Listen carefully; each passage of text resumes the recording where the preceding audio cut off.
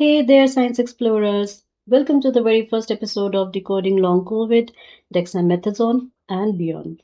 I'm Dr. Shikha Agrawal, your enthusiastic host, ready to dive headfirst into the wild, tangled jungle of long COVID. This condition is like a shadow that lingers long after the storm of COVID 19 has passed, leaving folks grappling with symptoms that just won't quit.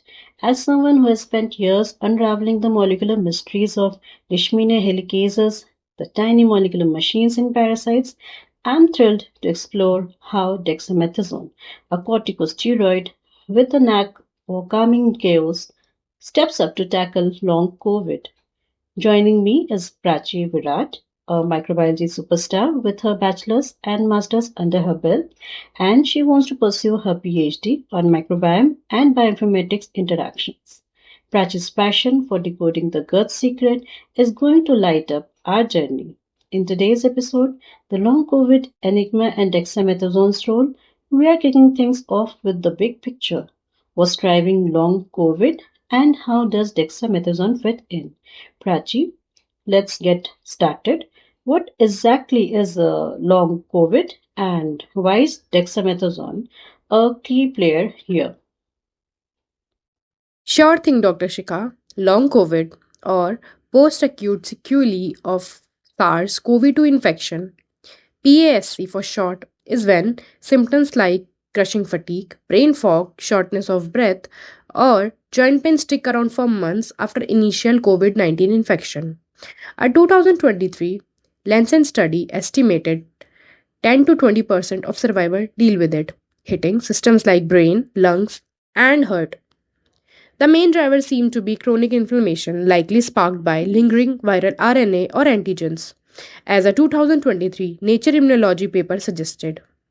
These remnants keep immune system in overdrive, pumping out cytokines like IL-6 and TNF-alpha, which exhaust immune cells and cause somatic damage. Dexamethasone, a glucocorticoid, was a game changer in acute COVID-19. The 2020 recovery trial showed it reduced mortality by 17% in ventilated patients by taming the immune system's overreaction. In long COVID, it's used off label, often at lower doses to cool that inflammation. A 2024 Journal of Clinical Medicine study found it lowering C reaction protein, an inflammatory marker, by 30% in patients with high inflammation, easing symptoms like fatigue and pain. That's fascinating. It's like the virus leaves a smoldering fire that won't go out. You mentioned inflammation, but I'm curious about the microbiome, especially since it's your passion. How does it fit into long COVID and what's its connection to dexamethasone? Love that fire analogy, Dr. Shikha. The gut microbiome is a huge piece of puzzle. In long COVID, patients have dysbiosis, which is an imbalance where beneficial bacteria like Faecalis bacterium, Pronidze, and Bifidobacterium are depleted. Now, these bacteria produce short chain fatty acids or SCFAs, which are anti inflammatory and help regulate immunity. A 2024 gut microbe study showed long COVID patients have reduced microbial diversity, which ramp up somatic inflammation and worsen symptoms. Dexamethasone can complicate things. It's a great at calming inflammation, but its broad immunosuppression can disrupt microbiome further. A 2023 mBiome study found long-term dexamethasone use cut SCFAS producing bacteria by 20%, potentially prolonging symptoms like fatigue. My bioinformatics interest come in here.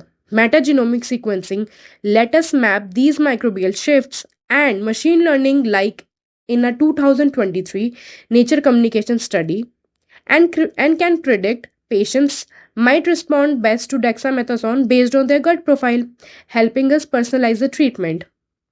Wow, Prachi, you have just taken us on a thrilling trek through the long COVID jungle, and I'm buzzing with excitement. Let's gather the gems you have shared, like sifting through the ashes of a fire to find glowing coals. You have painted long COVID as a cunning adversary, lingering with symptoms that weigh people down. It's like an orchestra stuck in a chaotic loop with chronic inflammation as the conductor, fueled by viral remnants. Dexamethasone's our firefighter, dousing those flames, and its promise in long COVID is exciting. But it's not a cure all. It doesn't rebuild the scorched forest. Prachi, what's your take on this? I totally agree, Dr. Shikha. That fire metaphor nails it. Long COVID's inflammation is persistent blaze, and dexamethasone a powerful tool. But we need to think bigger. The microbiome, like a bustling city that's thrown into chaos by dysbiosis, losing key players like Faecalibacterium. My bioinformatics lens is like a map, helping us navigate this chaos to tailor treatments. We are explorer at the edge of a jungle with dexamethasone as our torch, but microbiomes our compass for the road ahead. Thank you so much, Prachi, for sharing your expertise. That concludes today's episode.